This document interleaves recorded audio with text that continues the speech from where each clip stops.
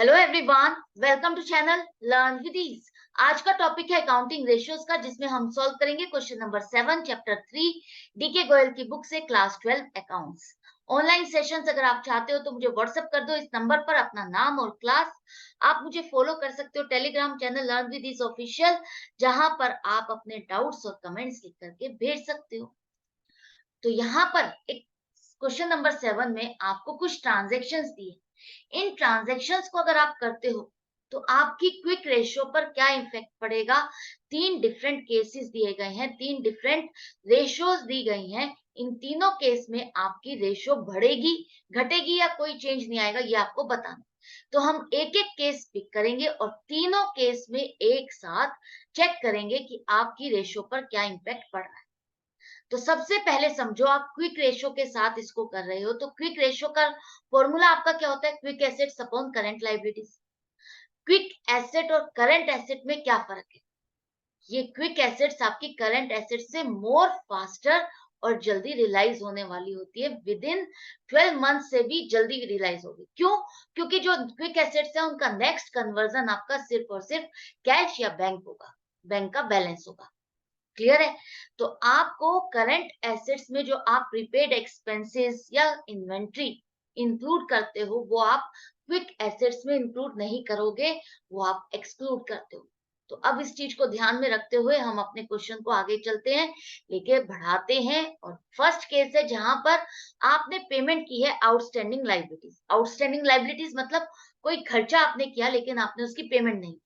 अब आपने उसकी पेमेंट कर दी, तो आपने पेमेंट की तो आपका कैश कम हो गया। कैश डिक्रीज हुआ तो आपकी क्विक एसेट का पार्ट है कैश, तो वो भी कम हो गया। अब आउटस्टैंडिंग लायबिलिटीज, जिनको आपको नेक्स्ट कन्वर्जन क्या था, आपको पेमेंट ही करनी थी, और आपने अगर पेमेंट कर दी तो वो जो आपकी लायबिलिटी थी वो खत्म हो गई। मान लो आउटस्टैंडिंग सैलरीज थी, अगर आपने उसको पेमेंट कर दी तो आपका जो आउटस्टैंडिंग सैलरी का जो पार्ट था, जो आइटम था, वो करंट लायबिलिटीज में से खत्म हो गया। वो माइनस हो गया ना, वो आइटम ही नहीं रहा करंट लायबिलिटीज में। तो अब आपकी करंट लायबिलिटीज भी डिक्रीज हो गई, कम हो गई। क्लियर है?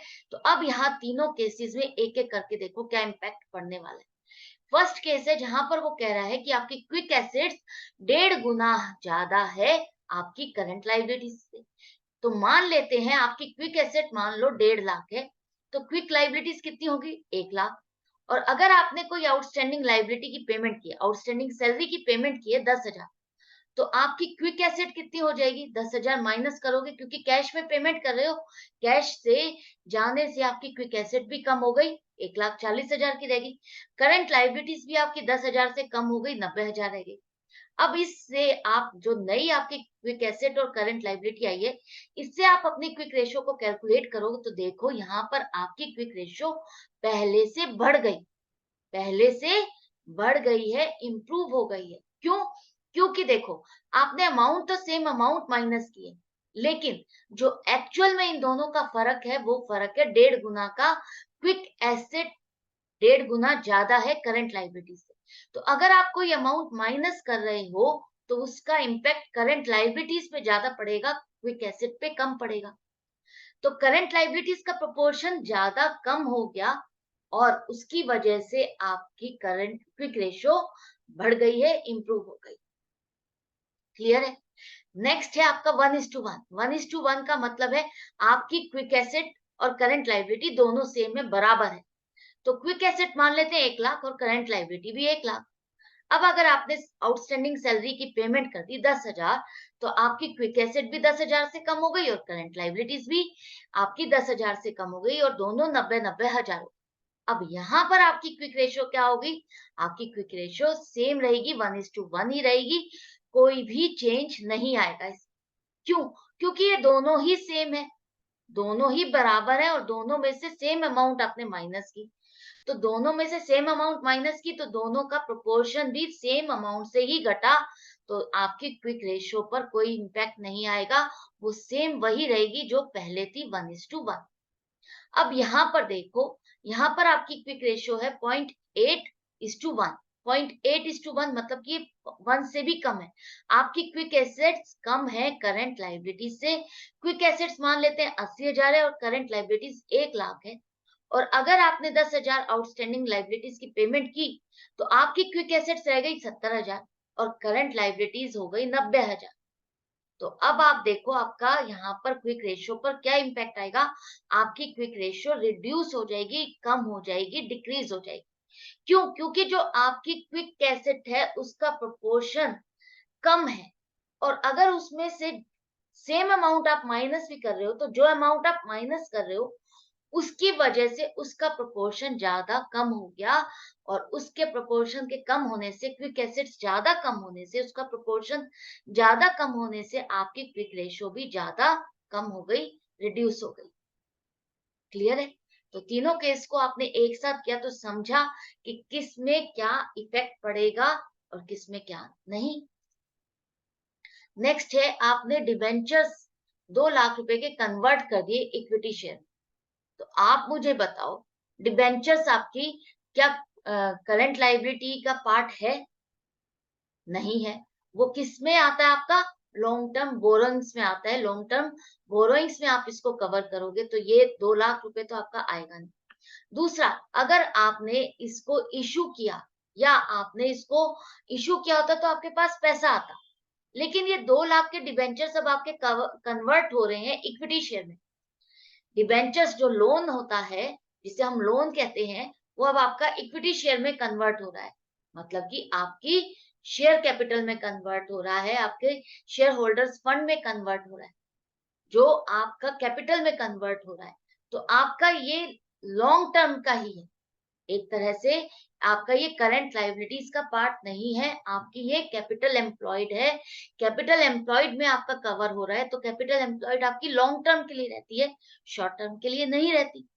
तो यहाँ पर क्विक एसेट या करंट लायबिलिटीज पे कोई भी इस ट्रांजैक्शन का इम्पैक्ट पड़ेगा।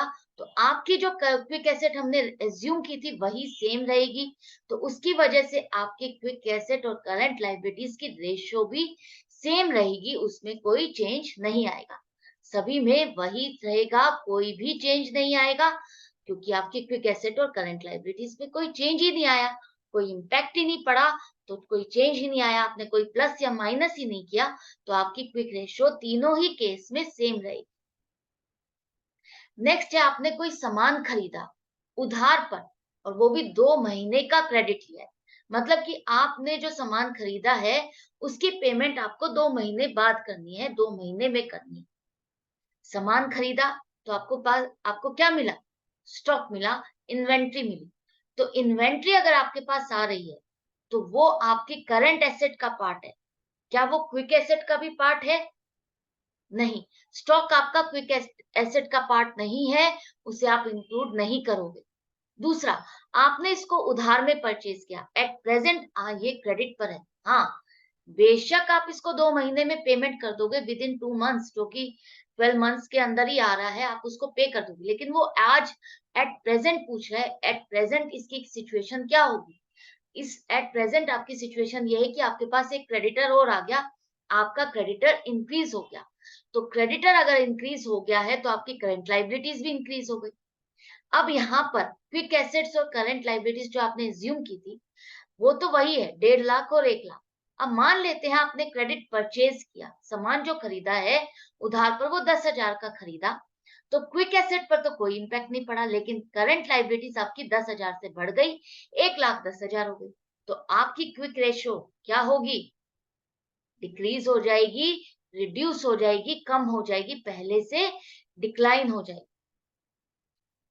अच्छे से समझ में आ गया? क्यों? क्योंकि आपकी क्विक एसेट तो बढ़ी नहीं, लेकिन करंट लायबिलिटीज बढ़ गई है, तो आपकी क्विक रेशियो रिड्यूस हो गई। अब 1:1 के केस में भी आपका क्या हुआ? आपकी करंट लायबिलिटीज बढ़ गई, 1,10,000 हो गई, और क्विक एसेट तो 1 लाख ही है, तो इस केस में भी आपकी क्विक रेशियो रिड्यूस हो गई। नेक्स्ट केस में, इसमें भी अब आपकी क्विक एसेट तो 80,000 ही है और करंट लायबिलिटीज 1,10,000 हो गई, तो अब आपकी यहाँ पर भी क्विक रेशियो डिक्लाइन हो गई, रिड्यूस हो गई, कम हो गई। तो क्विक एसेट बढ़ी नहीं, ना ही उसमें कोई चेंज आया, लेकिन हाँ, करंट लायबिलिटीज आपकी बढ़ गई। करंट लायबिलिटीज बढ़ गई तो आपकी क्विक एसेट का प्रोपोर्शन कम हो गया, तो आपकी क्विक रेशियो रिड्यूस हो गई, कम हो गई।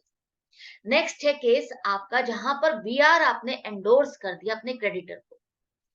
एंडोर्स करने का मतलब है आपने अपना कोई सामान, आपने जिसको देना था, आपने किसी को पेमेंट करनी थी, मान अब आपने उसको पेमेंट करने के बजाय आपने उसको अपना कोई सामान उसको दे दिया। जैसे कि मान लो आपको अपने किसी फ्रेंड को पेमेंट करनी है, फ्रेंड ए को पेमेंट करनी है और फ्रेंड बी से आपको वो पेमेंट लेनी है। 500 रुपए आपको अपने फ्रेंड बी से लेने हैं और फ्रेंड ए को देने हैं। तो आप क्या कहोगे? फ्रेंड बी को कहोगे कि तुम जाकर के मेरे फ्रेंड ए को ही दे दो, डायरेक्टली तुम उससे पेमेंट दे कर दो, तो मेरी जो पेमेंट आपको लेनी थी और जो देनी थी वो आपस में ए और बी में एडजस्ट हो गई। आपने क्या किया? आपने जाकर के बी को कहा कि तुम ये मेरे 500 रुपए तुम ए को दे देना, यही कहा ना आपने। तो यही केस है। आपने जो बीआर का मतलब है आपने किसी डेटर से एक डॉक्यूमेंट लिखवा करके ले रखा है कि वो पेमेंट आपको इतने दिन में कर देगा। तो बिल्स रिसीवेबल जो आपके पास था वो आपने अपने क्रेडिटर को दिया। क्रेडिटर कौन होता है? जिससे आपको पेमेंट करनी है। तो आपने अपना वो बीआर अपने उस क्रेडिटर को दे दिया कि जब भी पेमेंट ड्यू होगी तो तुम मेरे इस डेटर से पेमेंट ले लेना, तुम इस डेटर से मेरे ही बिहाफ पर पेमेंट ले सकते हो। यही केस है ना। एंडोर्स का मतलब क्या होता है कि आपने अपनी कोई चेक को, एक तरह से जो आपको चेक मिला और वो चेक आपने जाकर के अपने किसी क्रेडिटर को दे दिया कि तुम ये पेमेंट अब आप अपने बैंक पे जमा कर लेना। क्लियर है? अच्छे से समझ में आ गया? तो इससे क्या हुआ? आपका बीआर, बीआर तो आपका कम हो गया, डिक्रीज इन बीआर हो गया। तो बीआर आपका क्विक एसेट का पार्ट होता है, तो आपकी क्विक एसेट भी कम हो गई। इसी तरह से अगर आपने क्रेडिटर को अपना बीआर दे दिया तो एक तरह से आपकी पेमेंट हो गई, उसको आपने पेमेंट कर दी तो क्रेडिटर भी आपके कम हो गए। क्रेडिटर कम हुए तो आपकी करंट लाइबिलिटीज भी कम हो गई। तो अब इसका इम्पैक्ट कहाँ पड़ेगा, क्या पड़ेगा? देखो, मान लेते हैं आपने जो बीआर एंडोर्स किया है वो 10,000 का एंडोर्स किया है, तो बीआर जो घटा उससे क्विक एसेट 10,000 से घट गई 1,40,000, करंट लाइबिलिटीज भी 10,000 से घट गई 90,000। तो आपकी क्विक रेशियो इंप्रूव हो जाएगी, बढ़ जाएगी। क्लियर है? क्यों? क्योंकि प्रोपोर्शन में फर्क है दोनों का। आपकी क्विक एसेट का प्रोपोर्शन ज्यादा है, करंट लाइबिलिटी का प्रोपोर्शन कम है। नेक्स्ट यहाँ पर देखते हो तो दोनों में से सेम अमाउंट आप माइनस करोगे तो यहाँ पर क्विक रेशियो में कोई भी इंपैक्ट नहीं पड़ेगा, कोई भी चेंज नहीं आएगा, सेम रहेगा, 1:1 ही रहेगा। इस केस में अगर आप देखते हो तो बीआर जो आपने एंडोर्स किया 10,000, उसकी वजह से क्विक एसेट आपकी 70,000 और करंट लाइबिलिटीज 90,000 हो गई। इसकी वजह से आपकी क्विक रेशियो डिक्रीज हो जाएगी, डिक्लाइन हो जाएगी, रिड्यूस हो जाएगी। क्यों? क्योंकि क्विक एसेट का प्रोपोर्शन कम है करंट लाइबिलिटीज से, और सेम अमाउंट माइनस करने से और भी ज्यादा क्विक एसेट का प्रोपोर्शन कम हो गया। नेक्स्ट है, आपने कोई सामान था, आपने अपना स्टॉक जो आपने, उसकी कॉस्टिंग क्या है, 50,000 के स्टॉक को 45,000 में बेचा। आपने से 5,000 नुकसान में बेच दिया। ठीक है, कोई बात नहीं, 5,000 नुकसान में बेच दिया, आपका 50,000 का स्टॉक कम हो गया। 50,000 का स्टॉक अगर बेच रहे हो तो 50,000 का स्टॉक कम हो जाएगा। तो स्टॉक अगर कम हो गया तो आपका इसका इम्पैक्ट क्या क्विक एसेट पे पड़ेगा? नहीं। क्यों? क्योंकि स्टॉक जो है, इन्वेंट्री जो है, वो आपका क्विक एसेट में कवर नहीं होता। हाँ, लेकिन सेल करने से आपको 45,000 रुपए मिलेंगे। 45,000 मिलेंगे तो आपका कैश का बैलेंस बढ़ जाएगा और आपकी क्विक एसेट इंक्रीज हो जाएगी। तो ये जो 45,000 बढ़ रहे हैं, क्विक एसेट में इंक्रीज हो रहा है, उससे आपकी क्विक एसेट 1,95,000 हो गई और करंट लाइबिलिटीज 1,00,000 ही रह गई। तो आपकी क्विक रेशियो इंक्रीज हो जाएगी, इंप्रूव हो जाएगी, 1.95:1 हो जाएगी। ये हर केस में आपकी इंप्रूव हो जाएगी क्योंकि आपकी सिर्फ क्विक एसेट बढ़ रही है, करंट लाइबिलिटीज उतनी की उतनी ही है। तो यहाँ पर भी आपकी क्विक रेशियो इंप्रूव होगी, बढ़ जाएगी। इस केस में भी देखो, आपकी क्विक एसेट्स बढ़ गई, करंट लाइबिलिटीज से भी ज्यादा हो गई। तो करंट लाइबिलिटी से भी ज्यादा हो गई तो अब आपकी क्विक रेशियो ज्यादा इंप्रूव हो गई, आपकी 1.25:1 हो गई, इंप्रूव हो गई ये भी। आई होप आपको अच्छे से समझ में आ रहा है। आपको ये नहीं लेना देना कि नुकसान हुआ है या फायदा हुआ। आपको ये देखना है कि कौन सी चीज आ रही है, कौन सी चीज जा रही है, कम कौन सी हो रही है, ज्यादा कौन सी हो रही है? स्टॉक कम हो गया, स्टॉक हमारा क्विक एसेट का पार्ट नहीं है तो छोड़ दो। सेल को करने से आपका स्टॉक कम हुआ, स्टॉक से हमें कोई मतलब नहीं है, कम हो रहा है तो हमारा क्विक एसेट में कवर नहीं होता।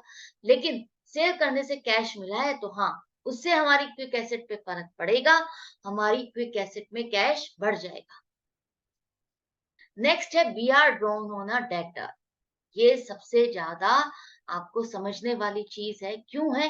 बी आर और डेटर दोनों ही आपके क्विक एसेट में आते हैं, क्विक एसेट में आते हैं, और दोनों का नेक्स्ट कन्वर्जन आपका क्या है? कैश ही माना जाता है कि आपको कैश में पेमेंट मिल जाएगी। लेकिन कई बार जब आपस में ही इन दोनों में चेंजेस आ जाते हैं कि डेटर, कोई डेटर आपको कहता है कि मुझे, मैं आपको एक बीआर साइन करके दे देता हूँ कि मैं इतने दिन में पेमेंट कर, मान लो आपने सामान बेचा और सामान उधार पे बेचा और वो डेटर कहता है कि मैं अब इस सामान की जो पेमेंट है वो आपको विद इन 1 मंथ कर दूंगा, 1 महीने में कर दूंगा। तो वो डेटर अब आपका किस में कन्वर्ट हो गया? बीआर में कन्वर्ट हो गया। तो ये दोनों आपके हैं तो क्विक एसेट के पार्ट, और इससे हुआ क्या? क्विक एसेट में ही एक चीज घट गई और दूसरी चीज बढ़ गई। जैसे कि बीआर इंक्रीज हो गए तो क्विक एसेट बढ़ गई, और डेटर्स आपके बीआर में कन्वर्ट हो गए तो डेटर्स आपके डिक्रीज हो गए और क्विक एसेट आपकी घट गई। तो इससे आपका क्विक रेशियो पे क्या इम्पैक्ट पड़ेगा? मान लो 10,000 के आपने बीआर ड्रॉप किए, आपने अपने डेटर्स को कन्वर्ट किए, उन 10,000 के डेटर्स आपके बीआर में कन्वर्ट हो, तो आपकी क्विक एसेट में प्लस भी 10,000 हुए, माइनस भी 10,000 हुए। आपकी क्विक एसेट तो 1.5 लाख की ही रही ना, कोई चेंज तो नहीं आया। तो आपकी क्विक रेशियो भी उतनी ही रहेगी, 1.5:1। नो चेंज आपके फर्स्ट केस, यही आपका सेकंड केस में रहेगा। आपकी क्विक एसेट सेम रहेगी, 1 लाख, प्लस माइनस करके 10,000 माइनस करके और प्लस 10,000 करके सेम आपकी क्विक एसेट आएगी 1 लाख। तो यहाँ पर भी क्विक रेशियो आपकी 1:1 रहेगी, कोई चेंज नहीं आएगा। लास्ट केस, इसमें भी आपकी क्विक एसेट सेम रहेगी 80,000 और करंट लायबिलिटीज 1 लाख ही रहेगी। तो आपकी क्विक रेशियो में कोई भी फर्क नहीं आएगा, कोई चेंज नहीं आएगा। क्लियर है? अच्छे से समझ में आ रहा है आपको? नेक्स्ट है, आपने रेंट की पेमेंट की है एडवांस, 3,000 रेंट एडवांस पे कर दिया, मतलब कि अभी ड्यू नहीं हुआ है, ड्यू नहीं है कि ये रेंट आपको पे करना था, लेकिन आपने पहले ही अगले महीने की रेंट की पेमेंट कर दी, तो ये क्या हो जाता है? आपका प्रीपेड एक्सपेंसेस हो जाता है। तो प्रीपेड एक्सपेंसेस किए हैं आपने 3,000 रुपए के, तो आपने एक तो पेमेंट की है, पेमेंट की तो आपका कैश कम हो गया, कैश कम हुआ तो हाँ, आपका डिक्रीज इन क्विक एसेट भी हो गया, 3,000 रुपए से आपकी क्विक एसेट कम हो गई। अब ये जो प्रीपेड एक्सपेंसेस कर दिए, तो प्रीपेड एक्सपेंसेस भी एक तरह से तो आपकी करंट एसेट है, लेकिन ये करंट एसेट आपकी क्विक एसेट में कवर नहीं होती, क्योंकि इसका नेक्स्ट कन्वर्जन आपका कैश नहीं है। आपको सिर्फ और सिर्फ मिलेगी तो सर्विसेज मिलेगी कि आप उस घर में अब आप आगे भी रह सकते हो। तो प्रीपेड एक्सपेंसेस से आपके क्विक एसेट में कोई फर्क नहीं पड़ा। हाँ, जो पेमेंट आपने 3,000 की है उससे आपकी क्विक एसेट डिक्रीज हो गई 3,000 रुपए से, तो अब आपकी क्विक एसेट रह गई 1,47,000। करंट लायबिलिटीज पे कोई इफेक्ट नहीं पड़ा, तो आपकी क्विक रेशियो डिक्रीज हो जाएगी, रिड्यूस हो जाएगी। क्यों? क्योंकि क्विक एसेट कम हो गई है, पहले से कम हो गई 3,000 से। तो यही हर केस में हुआ, आपका क्विक एसेट 3,000 से कम हो गई, तो यहाँ पर भी आपकी क्विक रेशियो कम हो गई, 0.97 रह गई। इस केस में भी अब आपकी, लास्ट वाले केस में भी यहाँ पर देखो, आपकी क्विक एसेट 3,000 से कम होकर के 77,000 रह गई, तो यहाँ पर भी आपकी क्विक रेशियो 0.77 हो गई। तो आपकी क्विक एसेट कम हुई, करंट लायबिलिटीज में कोई चेंज नहीं आया, तो आपकी क्विक एसेट का प्रोपोर्शन कम हो गया, तो उसकी वजह से तीनों में आपकी क्विक रेशियो कम हो गई, रिड्यूस हो गई। लास्ट केस है जहां पर आपके ट्रेड रिसीवेबल्स क्या होते हैं? जो आपके डेटर्स और बीआर दोनों को इंक्लूड करते हैं। तो ट्रेड रिसीवेबल्स में एक डेटर है जिसका नाम अशोक है, उससे आपको 9700 रुपए लेने थे, 9700 रुपीज लेने थे, जो कि उसने पेमेंट पूरी पूरी कर दी। पेमेंट कर दी है उसने, तो आपके पास पैसा आ गया, कैश इंक्रीज हो गया, कैश इंक्रीज हो गया तो क्विक एसेट भी इंक्रीज हो गई। और ट्रेड रिसीवेबल में से जो आपके डेटर था 9700 रुपए का, वो खत्म हो गया, क्योंकि उसने पेमेंट कर दी तो वो खत्म हो गया। तो डिक्रीज हो गए आपके ट्रेड रिसीवेबल्स और डिक्रीज हो गई आपकी क्विक एसेट। तो इम्पैक्ट क्या पड़ा? आपकी कोई भी क्विक रेशियो में इम्पैक्ट नहीं पड़ेगा, क्योंकि आप कैश रिसीव कर रहे हो और डेटर्स आपके खत्म हो गए। तो प्लस और माइनस दोनों ही सेम अमाउंट से आपका क्विक एसेट में हो गया। तो क्विक एसेट आपकी 1.5 लाख की और करंट लाइबिलिटीज पे कोई चेंज नहीं है, तो क्विक रेशियो आपकी कोई चेंज नहीं होगी, नो चेंज। इसी तरह से हर केस में आपका चेंज नहीं आएगा, क्योंकि प्लस और माइनस 9700 आप कर रहे हो, तो क्विक एसेट तो आपकी सेम ही रह रही है, कोई चेंज नहीं आ रहा। तो यहाँ पर भी 1:1 रहेगा। लास्ट केस, इसमें भी आपकी क्विक एसेट सेम रहेगी 80,000, लाइबिलिटीज करंट लाइबिलिटीज भी सेम है, तो क्विक रेशियो में आपका कोई चेंज नहीं आएगा। तो इस तरह से आपको हर केस को पिक करना है, इस तरह से आपको सोचना है, समझना है। कहीं कोई चीज आपको समझ नहीं आती, एकदम से आप जज नहीं कर पाते हो, तो आप उसे फिगर के साथ, एग्जाम्पल के साथ लेकर के उसको सॉल्व करोगे, तो आप डेफिनेटली उसके रिजल्ट तक पहुंच जाओगे कि इंक्रीज होगा, डिक्रीज होगा या कोई चेंज नहीं आए।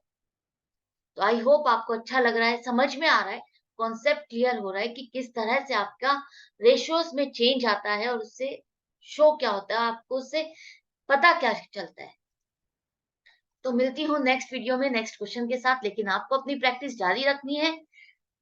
Good bye and take care.